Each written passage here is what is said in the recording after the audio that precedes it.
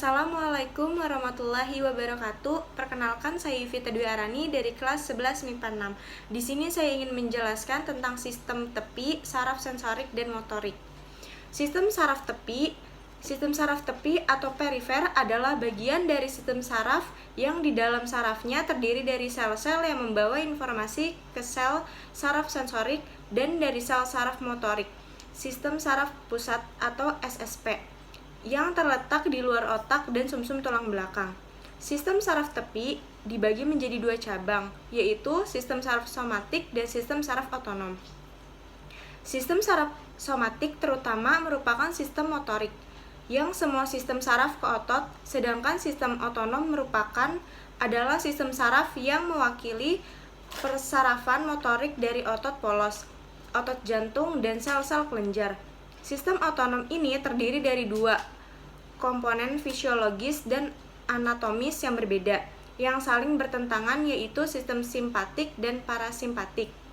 Fungsi utama sistem saraf tepi adalah untuk menghubungkan otak dan sumsum tulang belakang ke seluruh tubuh dan lingkungan eksternal. Saraf sensorik. Saraf sensorik atau reseptor adalah sel atau organ yang berfungsi menerima rangsang atau stimulus. Dengan alat ini, sistem saraf mendeteksi perubahan berbagai bentuk energi di lingkungan dan dalam dan luar. Setiap reseptor sensoris mempunyai kemampuan mendeteksi stimulus dan mentransduksi energi fisik ke dalam sinyal impuls saraf. Letak saraf sensorik ada eksteroseptor, perasaan tubuh permukaan atau kulit seperti sensasi nyeri, suhu, dan raba. Yang kedua ada proprioseptor, perasaan tubuh dalam seperti pada otot, sendi, dan tendok. Yang ketiga interoseptor, perasaan tubuh pada alat-alat viscera atau alat-alat dalam seperti jantung, lambung, usus. Tipe atau jenis stimulus atau sensorik. Yang pertama ada mekanoreseptor, kelompok reseptor sensorik untuk mendeteksi perubahan tekanan, memonitor tegangan pada pembuluh darah, mendeteksi rasa raba atau sentuhan.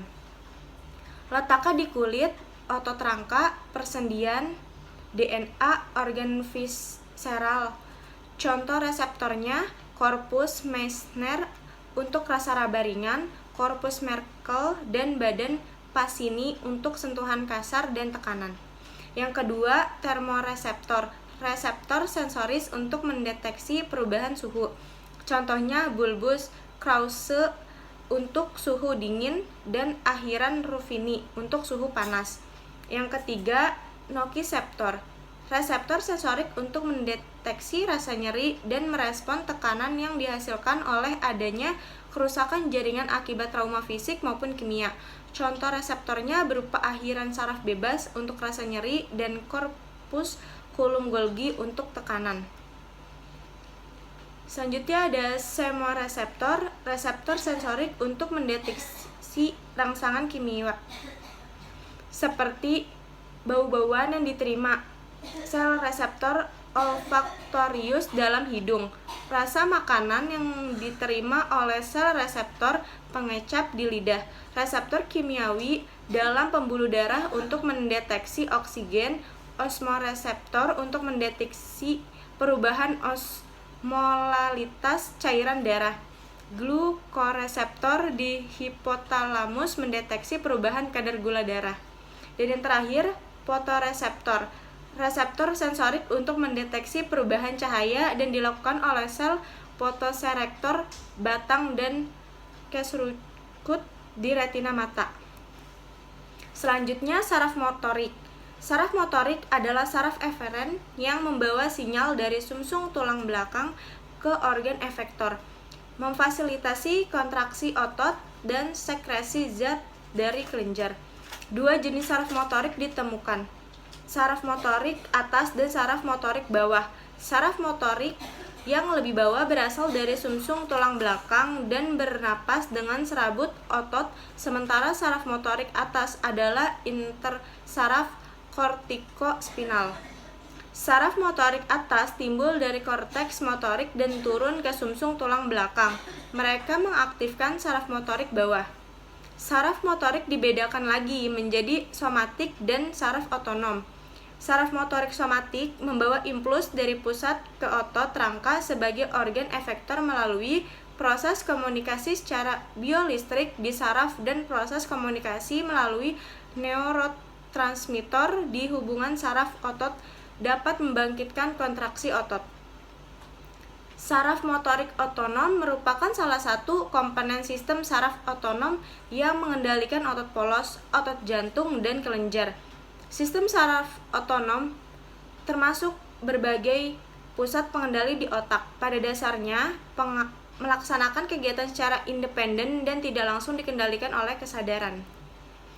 Karena memiliki fungsi yang berlawanan, pada organ yang sama, saraf otonom ini dibagi lagi menjadi dua, yaitu saraf simpatis. Saraf simpatis adalah saraf yang mengendalikan respon tubuh kita pada saat kita berada dalam keadaan bahaya atau yang bisa disebut dengan fight or flight.